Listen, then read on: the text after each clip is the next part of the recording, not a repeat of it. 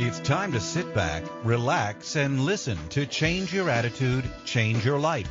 Change Your Attitude, Change Your Life will inspire, motivate, and empower you. Live your best life now. Listen, learn, think, and decide. Change Your Attitude, Change Your Life. And now, here's your host, Joan Herman.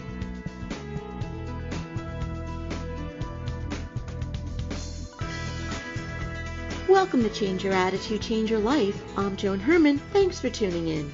Change Your Attitude, Change Your Life brings you interviews with some of the most inspirational and influential people in the world. It's our goal to educate and empower you so you can live your best life now. Thank you for taking time for yourself, and thank you for letting us be a part of your life. We have another great show for you today. How would you like to experience your life? Many of us believe that our goals and desires are unattainable. Joining me today is Mel Schwartz, who offers an approach to how we can live the life we choose, free from the wounds of our past and the constraints of our ingrained beliefs and thoughts. Mel is a psychotherapist and marriage counselor who integrates the principles of quantum physics into a psychotherapeutic approach. He blogs for Psychology Today and is the author of the new book, The Possibility Principle: How Quantum Physics Can Improve the Way You Think, Live, and Love. Welcome, Mel. Thanks for joining us. It's a pleasure to be with you, Joan. So, Mel, anxiety and depression rates are skyrocketing today. What do you believe is driving this increase? They're more than skyrocketing, Joan. They are at an epidemic proportion. 50% of our population could be diagnosed with anxiety or depression. So I look at phenomenon like that and I ask a question. Why? I've come to believe it's because we're living life from the wrong game plan. Let me tell you what I mean. As a therapist, I know this very often, and when people suffer from anxiety, it comes from their need to know the future in advance. It's being wed to certainty or predictability. People struggle as they calculate the consequences of their actions or inactions, and the more we do that, the more fearful our thought becomes.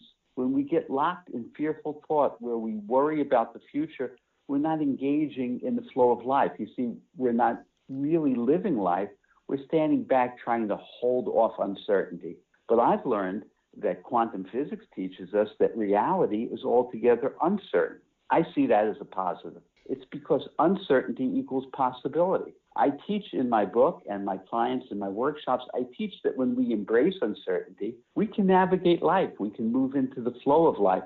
It's self-empowered, and then change isn't hard.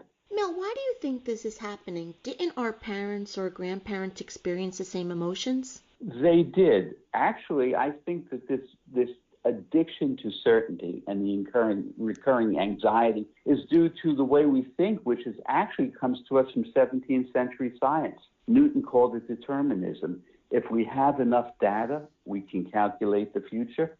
But let's look at what's happened over the last generation. There's been an explosion of information and data. There, therefore, is so much more to calculate now, and that paralyzes us. It imprisons us, Joan. So, Mel, my work is all about embracing change. Why do you think it's important for us to embrace the uncertainty, the thing that we're so afraid of? Well, the more we try to hold it off and avoid it, the more formidable the fear becomes. We can't avoid what reality looks like. So reality, and this again is good news, the reality revealed in new science is that it's actually a reality-making process. Life, the universe, reality is perpetually unfolding and bubbling with potential. We need to learn to join on that ride of potential and possibility, and we can. One of the primary reasons we don't is we get stuck in the imprisonment of our old thought and our old beliefs. My work is really devoted to trying to help people see their old beliefs and see their old thoughts, which block the progress into new experiences. Often when I'm working with someone, I may propose to them a new approach, and their response may be, "That's hard to do." And we'll pause, and I'll say, "How do you know that's hard to do?" What I'm showing them is they've never tried it. They're having a thought, and their thought is telling them it's hard to do. When we can learn to see that thought and not become that thought, we're on the road to new progress and to the change process. So the first step for everything is to recognize the way we think and change those old patterns. Yes, and I make a distinction between thinking and thought. Thought is what we have. We don't even know we're having it. It tricks us in that it's telling us the truth, and we are our thought. Thinking is the ability to step back and see the thought. You see, if I can see my thought, there's a sense of me that arrives. It's more sovereign. It's more wise than just my thought. Otherwise, I am limited to being the millions of thoughts that I have in my life. It's kind of like hearing a knock at the door, Joan.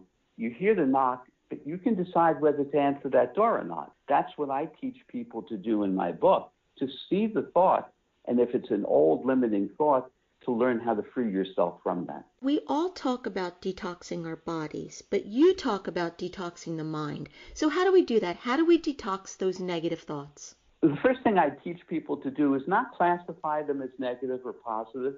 It's like developing a muscle memory where you can see the thought. Often when I'm talking, Joan, I may say something like this. You know, Joan, when you asked me that question, I had a thought. Let me tell you what my thought was telling me.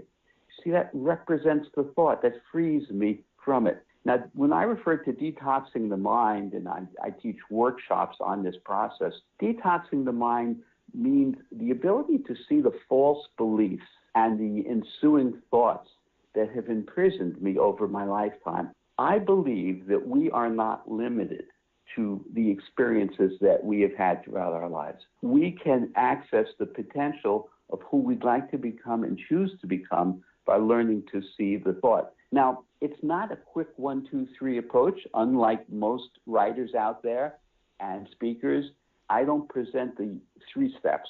But here's an insight, a trick that you can do. Once you've learned to see the thought that's limiting you, picture yourself just quietly saying shush to that thought. Don't attack it.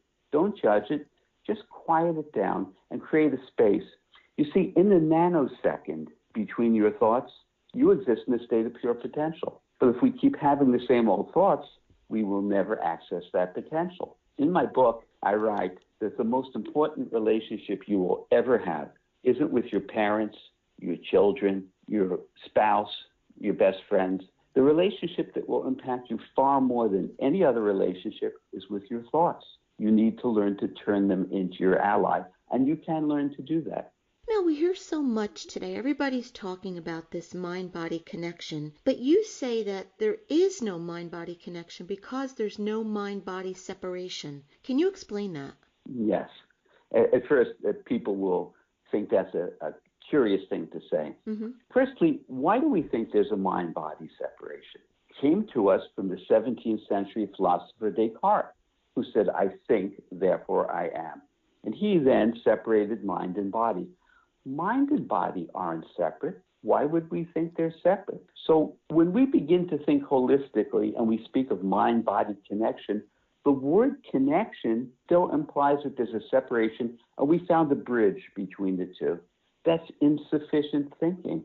There is no separation. The placebo effect that we see with medical treatment proves that there's no mind-body connection. If your thought thinks that this placebo will help you, and it's as likely to help you as the medication, doesn't that prove that there's no connection between mind and body? They are as one. Just like a coin has a head and a tail to the coin, they aren't separate. They're part of the same coin. Our mind, our body, our emotions, our cognitions, our thoughts, they are all one inseparable whole. New science is revealing that reality is thoroughly inseparable. Separation is just something that our mind makes up, and it terribly constrains our lives and our relationships. In your practice, Mel, do you see that people are really starting to understand just how powerful the mind is? I increasingly see that. Now, I can't say that I know for certain that's true of the general population, but I certainly believe so.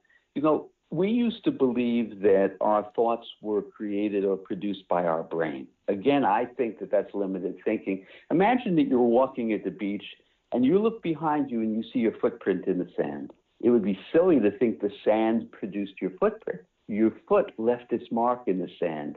Thought leaves its mark in the brain. Now, that's good news, because rather than believing that you're a victim of your brain chemistry and need to take medication. If you learn to change your relationship with your thoughts, your brain chemistry changes. The power lies within us. And that's what I find so exciting in your work and in the field of epigenetics is just what you said. We have the power to change every aspect of our life all the way down to our cells. And when we open to that, we can create what I call defining moments. These are moments in which you have an insight, you think differently, and you chart a new direction and a new course in your life because of it. We do not need to live life in a linear, predictable way.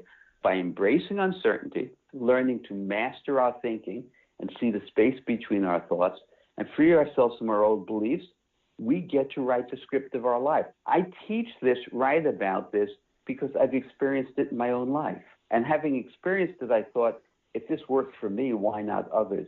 That's what prompted me to write this book. Now, there are so many people in search of the answer to the question, who am I? People are trying to figure out who they are, what they want to do with their life. And you say asking, who am I, is the wrong question. What should we be asking ourselves? Who am I suggests that there's a fixed, determined answer. You become a fixed thing. Rather than asking, who am I, we should ask, how would I like to experience my life? You see, there's the embrace of the uncertain. There's the move into possibility. It's flowing. There's a chapter in my book called From Being to Becoming, and it speaks to this very question. If I can ask, how would I like to experience my life, I enter into the flow, into the process of becoming, that reality making that science is describing. The book is The Possibility Principle, How Quantum Physics Can Improve the Way You Think, Live, and Love by Mel Schwartz. If you would like to get more information about Mel and his work, you can visit his website, melschwartz.com. Mel, in our final moments, what's the takeaway? What do you want to leave our listeners with? All things are possible. Nothing is predetermined. Once you learn to reframe and rethink your truth, the beliefs that you have about yourself and your limitations, you can rewrite the script. Think of it this way. You're the author of a book, and you're also the protagonist in the book. And you've lived 4 chapters of your life in the book. You're about to start chapter 5. The page is blank. You can learn to write it differently. Mel, thank you so much for being here with us today and for giving us some insights that can help us break our addiction to certainty. By doing that, we can certainly embrace change and hopefully reach our fullest potential. So thank you so much for sharing with us. Thank you for having me, Joan. This is Change Your Attitude, Change Your Life. Stay with us. We'll be right back.